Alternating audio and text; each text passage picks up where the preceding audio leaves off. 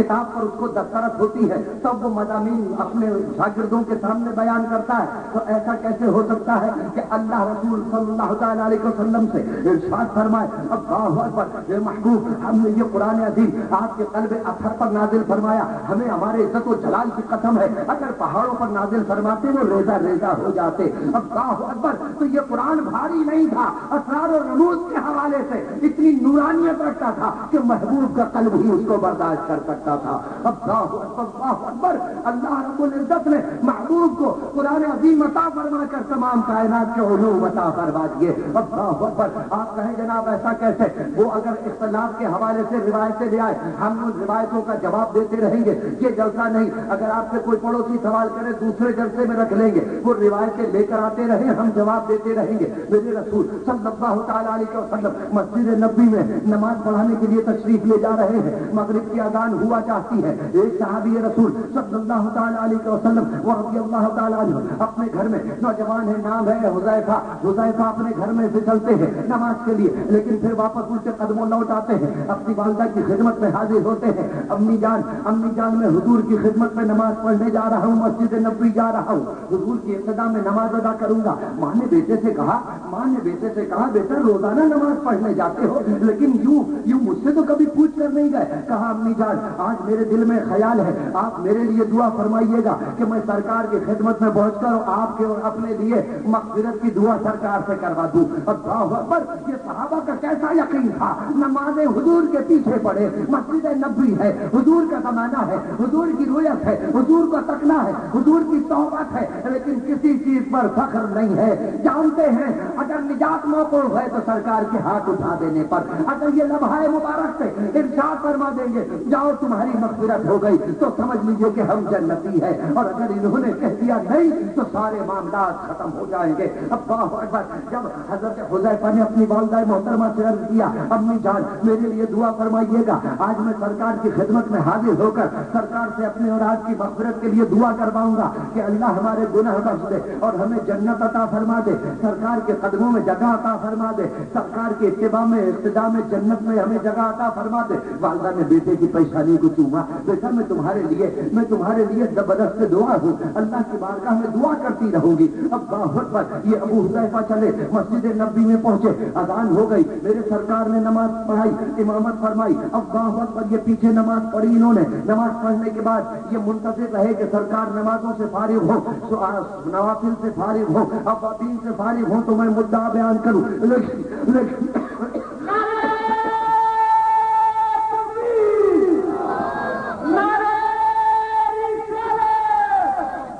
لیکن ابھی 2 پروگرام کر کے آ رہا ہوں، تیسرا آج جلدی کل بھی تیسرا حضرت کے ساتھ صبح 5 بجے واپسی ہو، تو اللہ سے یہ بھی چاہتا دعا کریں کہ اللہ مجھے صحت دے اور موت دے تو سرکار کے ذکر ہی میں موت دے، ذکر ہوتا رہے، سنتا رہوں، کرتا رہوں اور موت آ جائے۔ چھوٹی موٹی بیماریاں نہیں، یہ بیماریاں چھین دے اور سرکار کی محبت کی بیماری عطا فرما۔ آپ کے لیے تو میں یہی دعا کرتا ہوں کہ اللہ اس امت کو بیمار عشق مصطفیٰ کا۔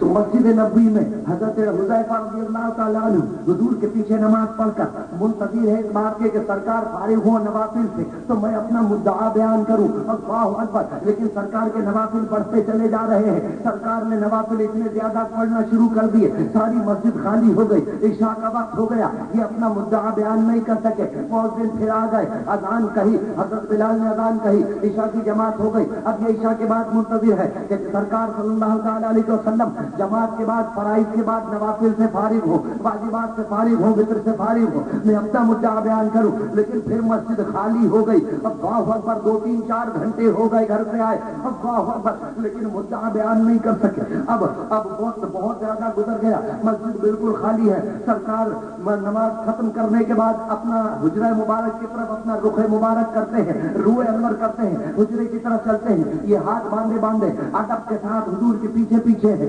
اللہ اکبر، لیکن دل میں ارمان آرزو حسرت مچل رہی ہے، سرکار کی بارگاہ میں لب کچھائی کی جرت نہیں کر پا رہے۔ اللہ اکبر، سرکار چلتے جا رہے ہیں، آپ حجرہ مبارک پر اپنا پہلا قدم رکھتے ہیں، دروازے پر سے پردہ ہٹاتے ہیں، اچانک دفعتاً اپنا روح مبارک حضرت حذیفہ کی طرف کرتے ہیں اور فرماتے ہیں حذیفہ جاؤ واپس جاؤ، اللہ نے تمہارے اور تمہاری ماں کے گناہوں کی مغفرت فرما دی ہے۔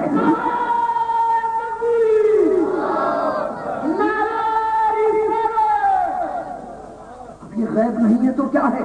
حضرت حذیفہ اپنی قسمت پر نازا ہے، ارے مجھے ایسا نبی ملا، ایسے آقا ملے کہ میرے گناہوں کی مغفرت میری زبان پر آئی نہیں، مدعا آیا نہیں، اور سرکار نے عطا فرما دیا۔ اللہ اکبر۔ حضرت عائشہ صدیقہ رضی اللہ تعالیٰ عنہ کے حجرے میں میرے سرکار تشریف فرمائے۔ اللہ اکبر۔ رسول اللہ صلی اللہ تعالیٰ علیہ وسلم حضرت عائشہ کے پاس ہے، حضرت عائشہ صدیقہ رضی اللہ تعالیٰ عنہ حضور کے پاس ہے، رات کا وقت ہے، حضرت عائشہ کی نظر آسمان کی جانب جاتی ہے، آسمان پر دیکھتی ہیں، ستارے چمک رہے ہیں، ستارے جھلملا رہے ہیں، اچانک دل میں خیال آتا ہے، آپ پوچھتی ہیں آقا میرے آقا کیا کوئی شخص ایسا ہے، کوئی مسلمان ایسا ہے کہ جس کی نیکیاں ستاروں کے برابر ہو؟ اللہ اکبر۔ حضرت عائشہ کا عقیدہ تھا کہ سرکار ستاروں کی تعداد سے بھی واقف ہے، اور جو مسلمان قیامت تک آئیں گے ان کے اعمال سے نیکیوں سے بھی واقف ہے۔ اللہ اکبر۔ اپنے ایمان سے بتائیے کیا نیکیاں دکھا کر کی جاتی ہیں، ظاہر میں کی جاتی ہیں؟ نہیں، کئی نیکیاں تو دکھاوے کے حوالے سے ہوتی ہے، اور کئی نیکیاں خلوت میں ہوتی ہیں، اسی طرح کئی برائیاں بھی خلوت میں ہوتی ہیں، اندھیروں میں اکیلے میں ہوتی ہیں۔ اللہ اکبر۔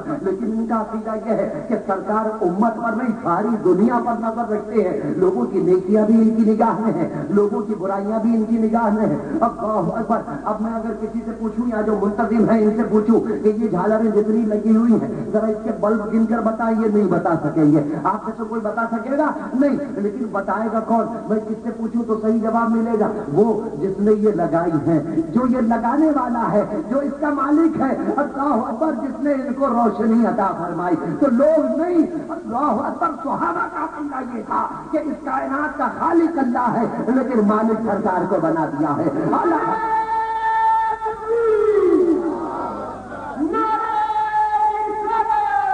حضرت عظیم البرکت مجدد دین و ملت شاہ احمد رضا خان فاضل بریلوی رحمت اللہ تعالیٰ علیہ فرماتے ہیں میں تو مالک ہی کہوں گا تم ہو مالک کے حبیب، میں تو مالک ہی کہوں گا تم ہو مالک کے حبیب، یعنی محبوب و محب نہیں میرا تیرا۔ تو جو لگانے والا ہے وہ بتا سکے گا ایک جھالر میں کتنے 60 بلب ہوتے ہیں یا 50 ہوتے ہیں؟ اب باہر پر وہ حساب لگائے گا، 5 جھالریں لگی تو 6 5 30 300 بلب ہو گئے۔ اب باہر پر تو حضرت عائشہ کا عقیدہ یہ ہے کہ سرکار نے ان گنتیوں سے بھی واقف ہے، سرکار نے دیکھا ہے، سرکار کے سامنے اس کائنات کی تخلیق ہوئی ہے۔ آپ جانتے ہیں ستاروں کی تعداد کیا ہے، امتیوں کی نیکیوں سے بھی واقف ہے، اللہ اکبر، اور ستاروں کی تعداد سے بھی واقف ہے۔ اور پھر میرے آقا یہ نہیں فرماتے اے عائشہ میں تو ایک عام سا بشر ہوں، مجھے کیا معلوم، مجھے کیا پتا آسمان پر ستارے کتنے ہیں، میں اس کی گنتیوں سے کیسے واقف رہوں گا، میں تو زمین پر ہوں۔ اللہ اکبر۔ یہ کائنات نہ جانے کب سے بنی ہے، کب سے رہے گی، کب تک ہے، کہاں سے تیار ہوئی ہے، یہ سارے معاملات کب تیار ہوئے، کب بنے، کب تک رہیں گے، ستارے کم ہوتے ہیں زیادہ ہوتے نہیں۔ اب بہت بار مجھے یاد آ گیا کہ سرکار تو خود فرما چکے ہیں۔ ایک صحابی نے عرض کی یا رسول اللہ صلی اللہ علیہ وسلم اس کائنات میں سب سے پہلے کون سی شے تخلیق کی گئی؟ آپ نے فرمایا اول ما خلق اللہ نوری، سب سے پہلے میرا نور تخلیق فرمایا گیا، سب سے پہلے میرا نور اللہ نے پیدا فرمایا۔ اب میں حیران ہو گیا، اے اللہ تو نے رسول کو سب سے پہلے پیدا فرمایا، کتنے برس اپنے قریب رکھا، کتنا برس اپنا وصال عطا فرمایا، اپنا قرب عطا فرمایا۔ اللہ اکبر۔ میں حیران ہوں کہ میں پوچھوں کسی سے، کوئی معلم، کوئی مدرس مجھے بتائے، کوئی پیر ملا مجھے بتائے، جناب عالی کوئی استاد مجھے بتائے کہ سرکار کا نور کتنا عرصہ، حضور کا نور کتنا عرصہ اللہ کے قرب میں رہا۔ لیکن جب میں سب سے پوچھ کر عاجز ہو گیا، خاموشی ہو گئی، اب میں سرکار کی بارگاہ میں دست سوال دراز کرتا ہوں۔ سرکار فرماتے ہیں دیوانے تجھے وہ واقعہ یاد نہیں؟ جبرائیل آئے تھے میرے دروازے پر، میں نے جبرائیل سے پوچھا اے جبرائیل تمہاری عمر کیا ہے؟ انہوں نے کہا سرکار میری تخلیق، میری پیدائش تو جب کی ہے جب ماہ و سال ہی نہیں بنے تھے، دنوں کا تصور نہیں تھا۔ اب جبرائیل کوئی واقعہ یاد ہے؟ دنیا میں کوئی شخص پیدا ہوتا ہے، اگر اس کی تاریخ پیدائش نہ لکھی جائے اس کے والدین کو واقعہ یاد ہوتا ہے ایویڈنس کے حوالے سے، جیسے آپ کے میرے والد والدہ بتا دیں گے ارے جب ایوب تخت پر بیٹھا تھا، جب بھٹو معزول ہوا تھا، 71 کی جنگ ہوئی تھی، جب سپوت مشرقی پاکستان ہوا تھا، ایویڈنس کے حوالے سے، واقعے کے حوالے سے اس کی تاریخ پیدائش بتائی جاتی ہے۔ یہ جبرائیل کوئی واقعہ تو ہوگا جس سے پتا چلے کہ تمہاری عمر کتنی ہے۔ اب جبرائیل عرض کرنے لگے یا رسول اللہ صلی اللہ علیہ وسلم ہاں ایک واقعہ یاد ہے، میں نے عرش کے پر